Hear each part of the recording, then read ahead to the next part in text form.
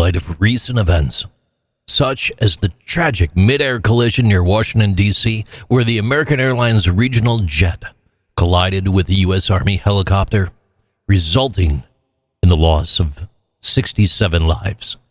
It's critical to understand the evolution of aircraft collision avoidance technology and its role in aviation safety.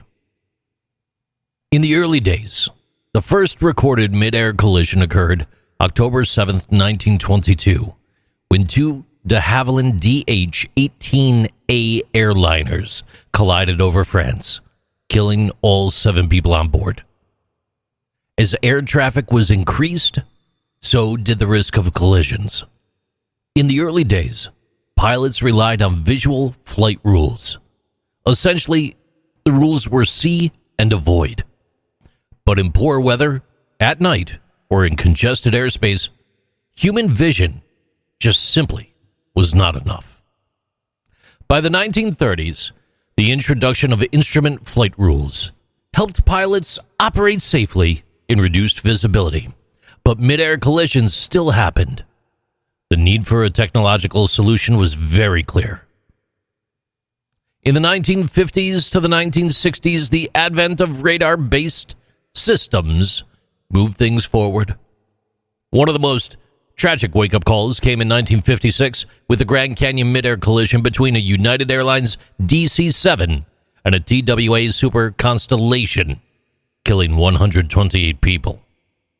In response, the Federal Aviation Administration was created in 1958 to modernize air traffic control. During this period, ground-based radar systems became the primary method of preventing collisions.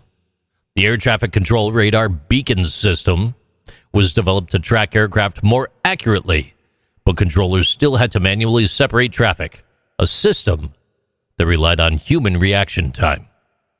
And this approach worked most of the time. But when it failed, the consequences were catastrophic. Despite radar advancements, mid-air collisions continued. In 1978, PSA Flight 182 collided with a private Cessna over San Diego, killing 144 people.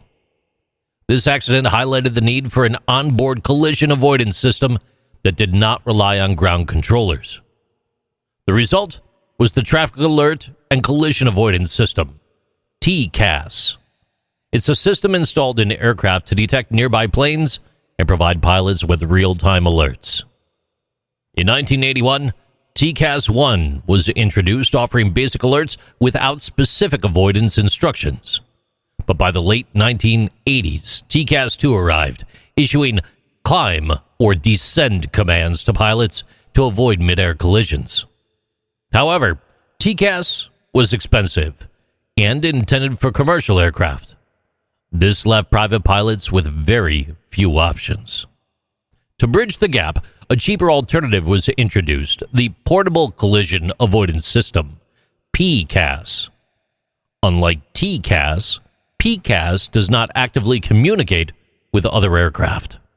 Instead, it listens for transponder signals from nearby planes, giving general aviation pilots a basic warning system, but without precise avoidance instructions. By the late 1980s, a series of fatal crashes, including the 1986 Cerritos mid-air collision, that's Aeromexico Flight 498, led to regulatory action. In 1993, the FAA mandated TCAS-2 for all commercial aircraft with more than 30 passengers in U.S. airspace. This system used Mode S transponders, allowing planes to automatically exchange altitude, speed, and trajectory data. Soon, TCAS-2 became an international standard, adopted by the International Civil Aviation Organization.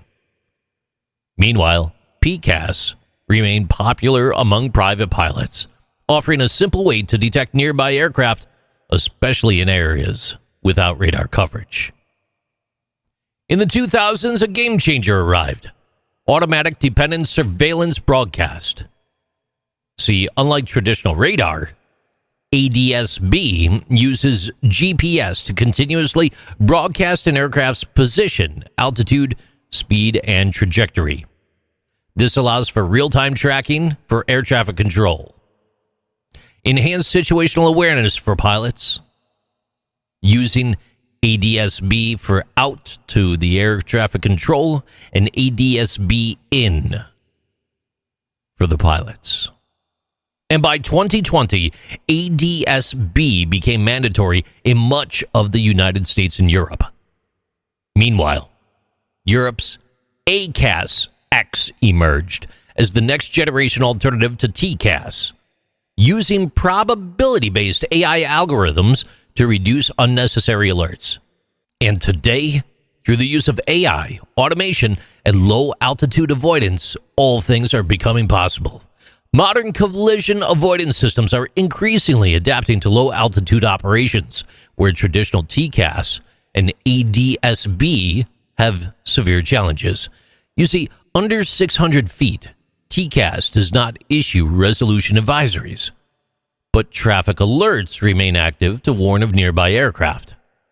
However, under 200 feet, standard TCAS becomes ineffective due to ground interference, while obstacles like power lines and buildings create other risks. To address those challenges, new technologies have emerged. ACAS XR. It's a TCAS alternative for helicopters. It's designed for urban and offshore operations where hovering and low-altitude flight make standard systems quite unreliable. There's also ground-based augmentation systems, GBAS. It improves low-visibility navigation and landing accuracy using GPS correction data. There's also drone and EVTOL, detect and avoid. It's an AI-based system designed for drones, air taxis, and urban air mobility that ensures safety in crowded low-altitude environments. And the future possibilities here? It's all heading towards fully autonomous avoidance. Looking ahead, collision avoidance technology is evolving towards this fully autonomous air traffic management where AI will handle conflicts with minimal human intervention. And there's many potential advancements in this arena. One is quantum computing for air traffic flow optimization. It can solve complex routing challenges in milliseconds. There's also swarm intelligence for drone management that allows thousands of UAVs to coordinate their movements safely. There's also augmented reality cockpits, giving pilots a visual overlay of nearby threats in real time. And also hybrid space aviation collision avoidance. You see, as space tourism grows, new systems are needed to prevent interference between commercial flights and suborbital spacecraft. From manual separation in the 1920s to AI-driven prediction avoidance, aviation safety has come a long way. Yet, real-world incidents, such as the mid-air collision near Washington, D.C. in 2025, prove that challenges remain. With air traffic expected to double by 2040, the future of air safety severely depends on AI-driven automation, low-altitude traffic integration, and satellite-based global tracking. Technology continues to evolve, but the goal continues to remain the same, to make the skies safer for everyone. These are Interesting Things with JC.